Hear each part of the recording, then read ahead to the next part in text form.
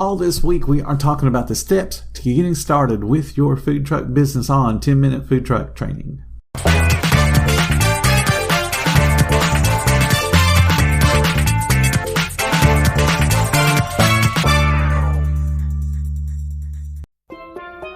Here at the Almond Joy Factory, where tropical vibes abound, we use soft, fresh-tasting coconut. The crunchiest almonds and delicious chocolate candy. But do you know what our most important ingredient is?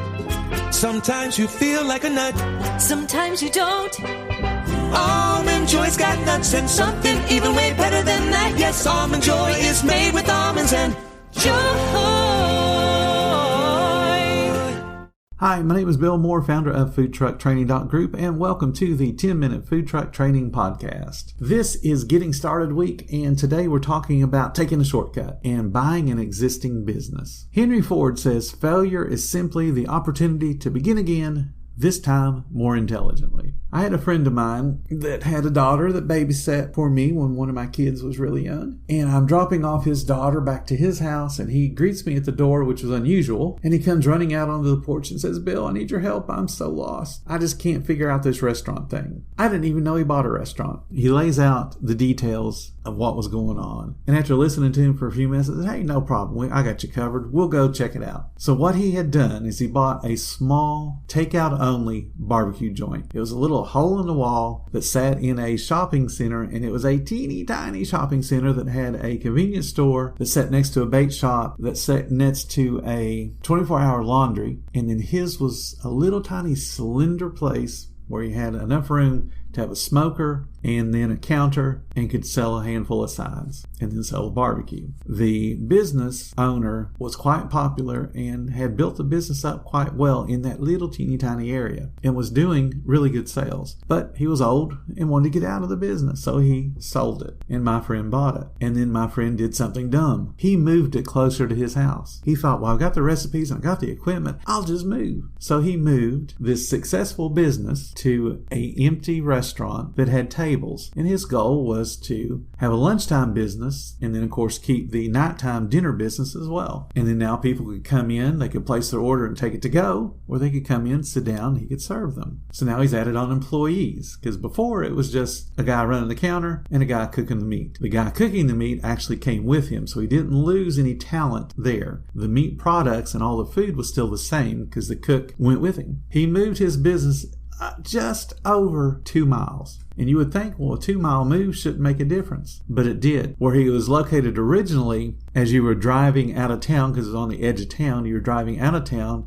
towards the subdivisions. So the road was super, super busy. The business was on the correct side of the road for the traffic pattern. So people that are headed home could stop in, fill up the car, grab a bite to eat, and take it home to eat it, all without having to make U-turns and left-hand turns and all that nonsense. The particular convenience store shopping center area was at a corner with a red light. So easy access in, easy access out. No problems. The restaurant that he got was already vacant, so that should have been a little bit of a warning sign, and it had been vacant for a long time. It sat in the middle of the block. It sat on a divided highway, and it sat on the wrong side of the street for the way the traffic pattern would be headed home. And since it was on a divided highway, they couldn't make a turn to get into the business. It would have to require a U-turn. There was no red light anywhere near where he was, so the traffic was also traveling at about 45 miles an hour, so there's no slowdown opportunity. So he made it really, really difficult on him. Plus the traffic pattern, or the traffic count rather, was different for that little section. It'd only be in a 2 miles difference, because there was an intersecting highway, and most of the people that were on that intersecting highway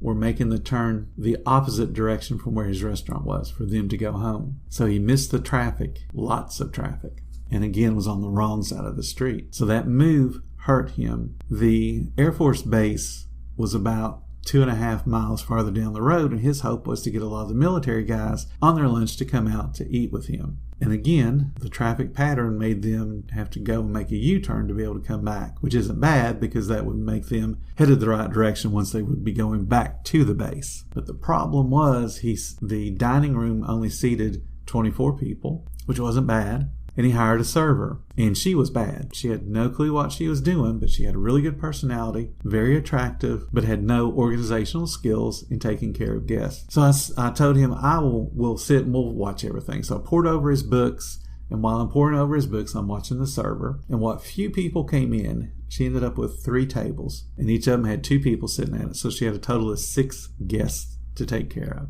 And it was painful to watch. She wasn't organized on which table needed drinks and which table needed an order taken and which table needed food to be served. When the food came up, she wasn't getting it out quick enough, even though there was really nothing else to do. She didn't greet people. I mean, it was chaos for that few of people to be sitting there. Plus, this building had a drive-through. He was thinking that would be easier for people to order food and then be able to take it on their way, back either to the base or to take it home, which makes sense. But the problem was he wasn't running the drive-through. He expected the server to run the drive-through while taking care of the tables. And he didn't have a drive-through setup like with a remote speaker and then the window. It was you had to pull out to the window, place your order, and sit there and wait while it got assembled. So no more than one car would ever be in line. So I go in for a day and watch, and I go in for another day and watch. And the second day that I watch, it's a little bit busier. There's a couple more tables for the server to wait on, and it's even more chaotic. She's really lost. My friend has no clue how to help her. He's lost. At least from one day to the next, I told him that there's no way you can expect her to do the drive-through and the tables. It's not going to work. So he tried to do the drive-through, which was about the same as had he not tried to do the drive-through. So we have orders at the drive-through, one car at a time. We have this young lady trying her best to wait on tables, and she has no clue. I finally got to the point where I've got to go help, or these people are never getting fed. So I helped the cook get the food out, get the food prepared, and then I delivered it all. And I just told the waitress to take orders, I'll deliver the food. After lunch, I pulled my friend off to the side and said, this ain't going to work. She has no clue what she's doing. I can teach her, and I think she can be a really good server.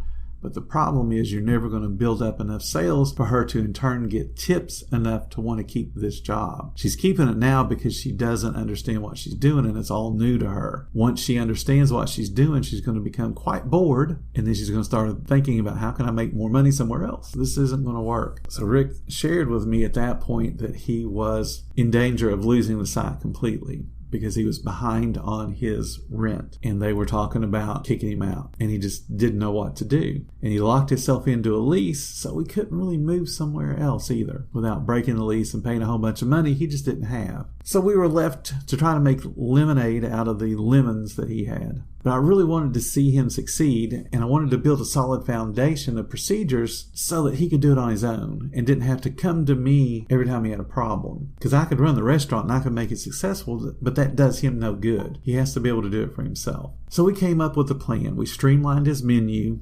We trained his employee how to be a really good waitress. We hired somebody else to run the drive-thru. We did some direct mail marketing, and we just blanketed every business and every residence with discounts and coupons to let them know that we existed and let them know that we were here. We encouraged call-in orders. Since he had that extra employee now, he could do that so that the folks coming from the base could go ahead and call in ahead. Food would be ready when they got here. They could take it back to the base, or they could sit down and enjoy it. And we did everything we could to get more people in so that the server would be busy, she could make more money. And then obviously if she's making more money, the business is making more money. It took us about 2 months, and we got all the bills caught up. We got everything going the way it needed to be going, but it was some hard work, and you can't let yourself get behind like that. Eventually, to make a long story short, he got a new location. He got a better location. And this time, instead of him just picking it, he asked me for help. So we did the analysis of every place he was interested in to see what would work best for him based on the traffic patterns and based on the clients he already had. And then after he got that new location opened and operating well, he got a second location. And then he got a third location. And he changed from being the guy that hung out to collect all the money to being the guy that was operating 3 successful restaurants. All barbecue based and all doing pretty well. And that was 30 years ago. He sold all of his stores as a group. He sold them for a really nice amount, way more than he had into them. And he went off to retire to the Caribbean. And now he's sitting on the beaches in Magens Bay and St. Thomas every day. And he sends me a picture saying, guess where I am? And I know where he is because I worked in St. Thomas too. But had he not asked for help, had he not said, I don't know what I'm doing, and admitted that he didn't know what he was doing, he would have lost his investment. He'd have lost that business.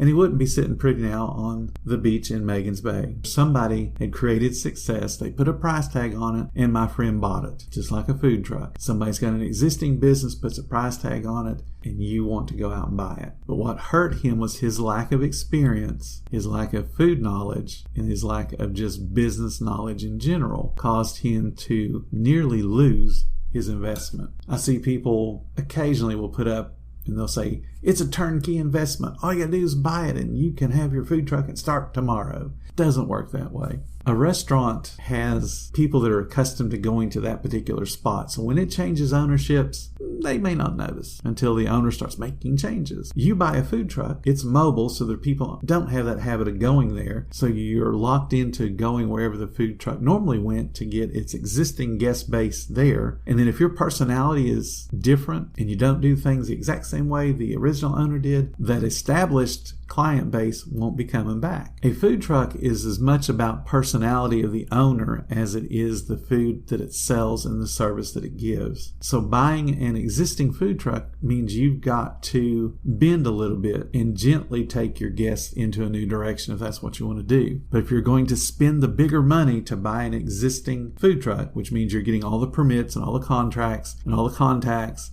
and everything they have worked for, and you want to get, and you spend that kind of money to get that kind of complete package, then you got to do the things to make sure you maintain that investment until you can gently move it in the direction you want it to go.